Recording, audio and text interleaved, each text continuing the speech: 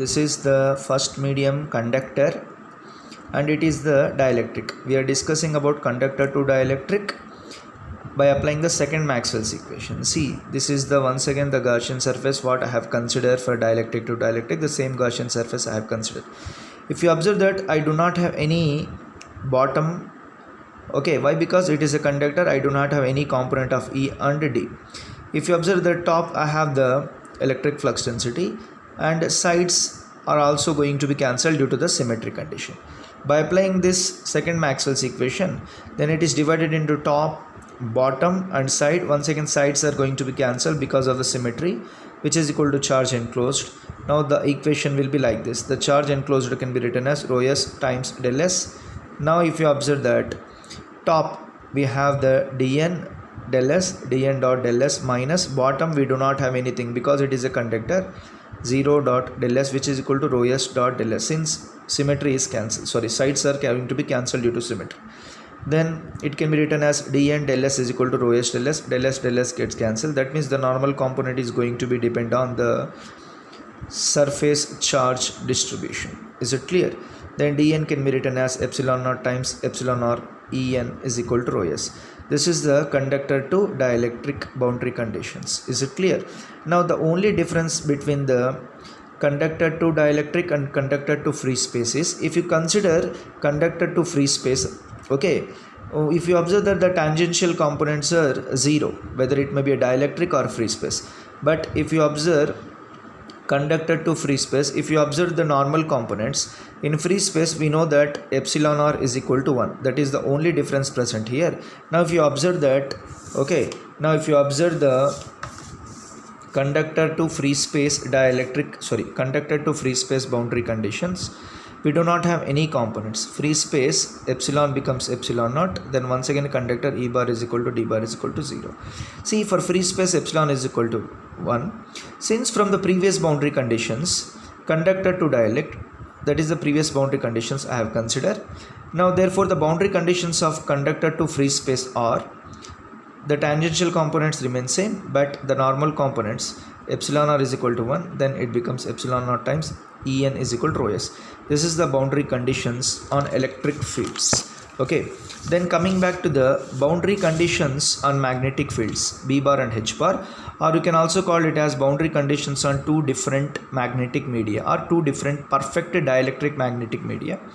Then once again I am going to use these two Maxwell's equation, closed surface integral of B bar dot ds bar is equal to 0, then closed line integral of H bar dot dl bar is equal to I enclosed. Then for the first one, okay, I have considered, since it is closed surface, once again I have considered the Gaussian surface. This is the boundary, and this may be a first region and second medium. This is the first magnetic media, second magnetic media. Therefore permeability mu1, mu2. Once again if you observe that the magnetic flux density is moving from region 1 to region 2, it is splitted into two components, normal component and tangential component. Normal component and tangential component. This is a Gaussian surface. Same consideration I have considered, B1n, B2n, del s, del h. Then due to symmetry sides are going to be cancelled. Now if you observe that by applying this first Maxwell's equation, closed surface integral of B bar dot ds bar is equal to 0, it is splitted into top, bottom and sides. Sides are going to be cancelled due to the symmetry. Then it may be a top. That means if you observe the top, B1n, sorry, top, this top may be what, B2n del s. If you observe that here I have written oppositely, guys, I have written oppositely. Top is B2n, top is B2n, this may be B2n, okay, the bottom is B1n, the bottom is B1n, okay, this may be B2n del s minus B1n del s is equal to 0. Then if you take del s as a common term, then B1n minus B2n times del s is equal to 0, then B1n is equal to B2n. That means you can say that the normal components of B bar is continuous at the boundary. If you observe that since B bar is equal to mu times H bar, then we can say that from this expression mu1 H1n is equal to mu2 H2n. That means the normal components of H bar is discontinuous at the boundary. Okay. Now I am going to apply the second Maxwell's equation. To apply the second Maxwell's equation, I have to consider a closed path here. This is a closed path. I am assuming that the direction of current is into the page. Therefore, okay, the flow is like this. It is in what direction? Okay, it is in the clockwise direction, like this. Is it clear? Okay, I have assumed that the direction of, not current guys, the direction of a magnetic field is into the page, therefore the current is, okay, in clock direction, like this. Okay, since it is clock direction, I have to consider like this. Once again, this is a region 1, region 2, mu1, mu2. Then if you observe that region 1 to region 2, once again it is splitted into tangential component, normal component. Then if you observe that ABCD, okay, ABCD, once again AB tangential component direction, BC once again it is half exactly, normal component direction opposite. Then CD, it is opposite to the tangential component direction. D to A, it is exactly divided into half. Okay, in the normal component, positive normal component, it is a negative component. Then if you observe that A to B H2T, A to B H2T del W minus B to C is divided into two parts. If you observe the two parts, one is H2n, another one is H1n, minus H2n del H by 2 minus H1n del H by 2. C to D, if you observe the C to D opposite to the first tangential component, minus H1t del W. Then if you observe D to A, it is divided into two parts. Is it clear? That means H1n del H by 2 plus H2 del H by 2 is equal to I enclosed, that is the current enclosed. Now if you observe that cancellation, after cancellation we have H2t del W minus H1t del W is equal to K into del W.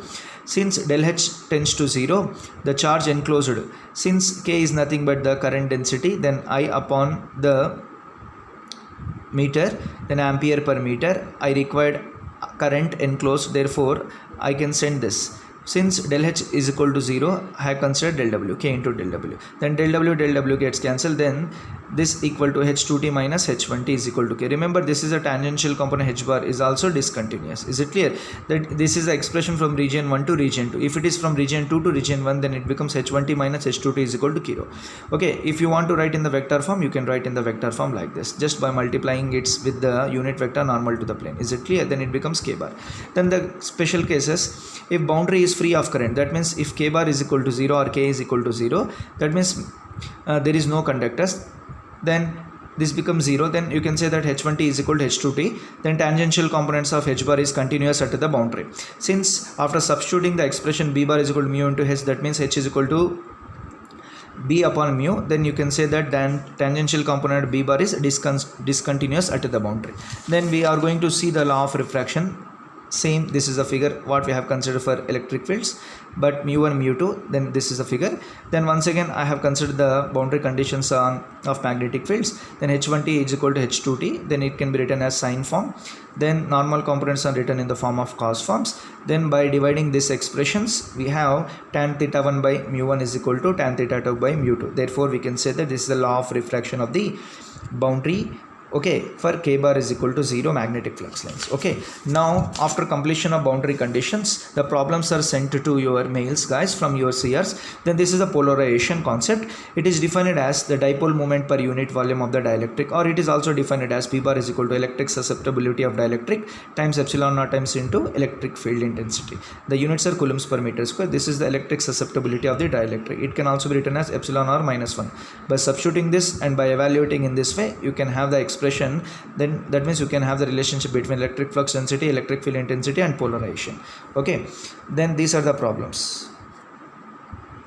These are the problems you have to see. Then coming back to the magnetization. Magnetization is defined as the magnetic dipole per unit volume, or it is also defined as m bar is equal to magnetic susceptibility times h bar. It is magnetic dipole per unit volume, but polarization is dipole moment per unit volume. Remember that, very important difference between these two. Okay, then the magnetic susceptibility can be written as mu or minus 1. Then by substituting this, we have the relationship between B bar, magnetization and magnetic field intensity. Then this is the problem for you, do by your own. Is it clear?